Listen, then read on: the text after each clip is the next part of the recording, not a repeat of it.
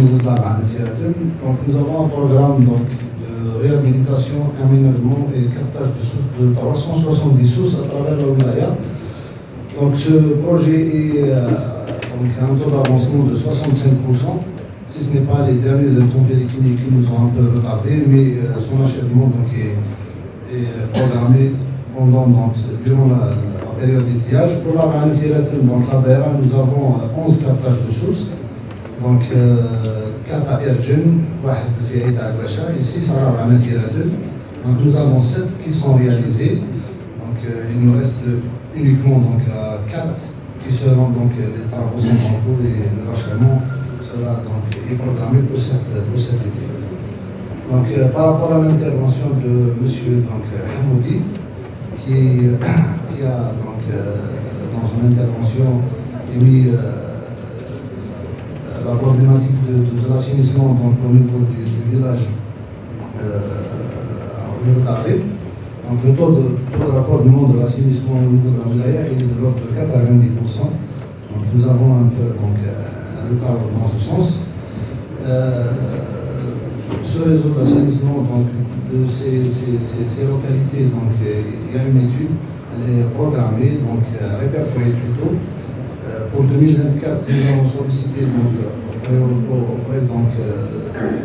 pour un financement d'une opération pour un peu prendre en charge les différents réseaux d'assainissement à travers la wilaya et un peu réduire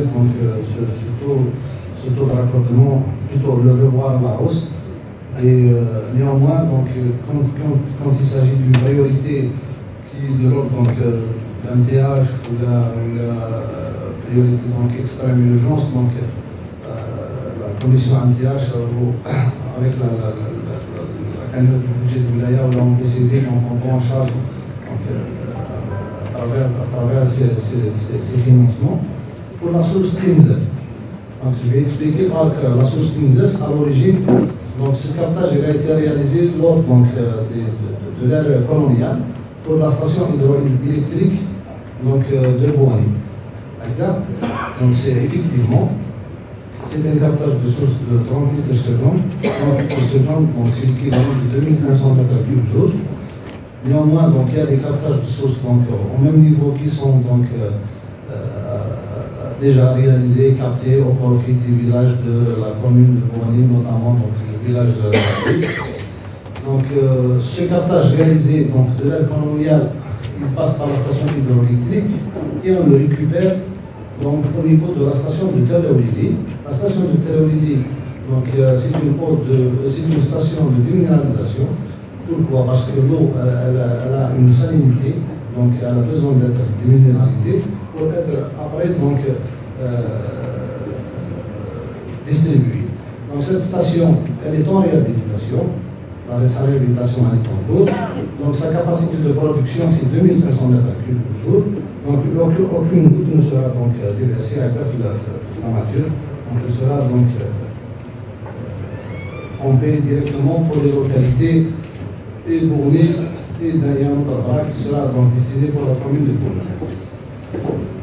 Donc par rapport à l'intervention de M. Bahal, réseau de distribution du village de Massid. Donc le village de Massid a bénéficié d'une réhabilitation de réseau avec un PHD, réalisé en 2015 par la FUAC. Néanmoins, un souci a été soulevé, c'est la partie haute et la partie basse. Il y avait un problème au niveau de la partie haute.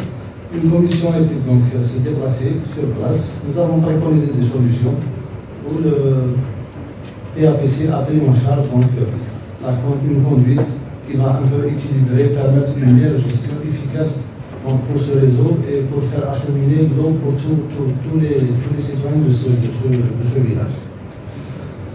S'agissant par rapport à l'ONA, effectivement, l'ONA a la difficulté financière, effectivement, de ville. Elle dispose de 5 camions hydrocureurs. Je voulais juste soulever que l'unité d'ONA Tizi-Ouzou est parmi les premières unités créées à l'échelle nationale. Son parc est vétuste. À chaque fois, on intervient pour réparer ces camions hydrocureurs. Et néanmoins, depuis 2004 à ce jour, donc on a à peu près de 20 ans. Donc une contribution donc, de votre part serait souhaitable pour essayer d'acquérir un camion ou deux pour les futurs, donc un peu soulager la situation de l'ONA. Donc par rapport à l'intervention de M. Oussessi et son logement de Tizi Djama, donc effectivement il y avait une fosse septique qui est donc, dont le curage est assuré donc, par l'ONA. Néanmoins, il y avait la problématique d'une opposition de réseau d'assainissement, des études ont été lancées, des solutions ont été dégagées et le projet est pris en charge donc, par la DUEC, donc l'appel d'offres est publié. Je laisserai donc le soin à mon homologue M. DUEC de dire plus davantage par rapport à l'avancement de ce projet.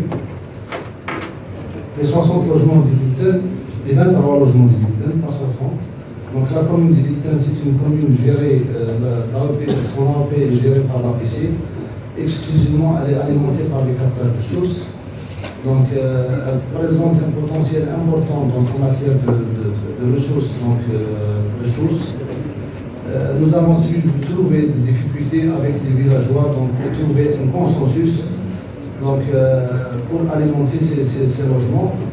Aussi votre contribution pour un peu trouver donc, une solution donc, et alimenter ces 23 logements est souhaitable pour l'exercice commune d'Etihia. Donc la commune d'Etihia, c'est un village qui est donc, alimenté en fréquence de distribution de 1 jour sur 2. Les villageois ont exprimé le souhait de les renforcer avec une conduite d'AP. D'ailleurs, une fiche technique a été élaborée, elle est répertoriée. Elle sera prise en charge donc, des disponibilités financières, que ce soit à travers le PCD ou à travers le programme de l'ADRE. Donc, l'intervention de M. Gonzalez par rapport à l'hôpital de Wadia. L'hôpital de Wadia dispose d'une station d'épuration. Donc tous les rejets ils sont rejetés vers le milieu naturel, donc sont épurés. Néanmoins, donc, pour toute la zone, nous avons donc, élaboré une fiche technique de l'ordre de 90 millions de dinars pour un peu assainir toute la zone. Donc aussi, dans ce sens, donc, elle sera prise en charge si les financements arrivent. Alors, dans le cadre de l'opération demandée donc, en financement pour 2024, donc c'est parmi nos priorités.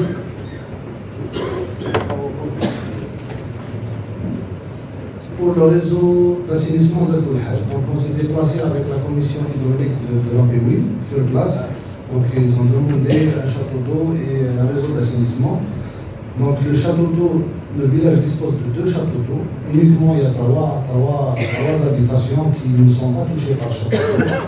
Nous avons proposé une solution technique pour les greffer parce que le système d'alimentation, ils sont alimentés à partir des captages de sources. Donc on a avancé la solution de greffer ces deux habitations sur la conduite d'amener à partir du captage de sources. Donc le problème sera réglé.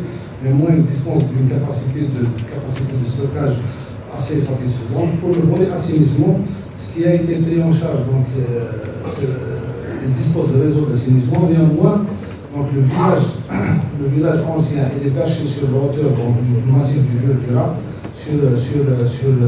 sur un talvec, je dirais plutôt un ouest secondaire, avec un régime d'écoulement fluvial. Donc très complexe, je me suis déplacé moi-même. Donc les maisons ils sont réalisées donc, sur les berges, ces anciennes habitations, elles sont réalisées sur les berges de l'Oued. Donc on a trouvé, personnellement j'ai trouvé une difficulté donc d'élaboration d'une fiche technique, donc comme ça à l'aveuglette.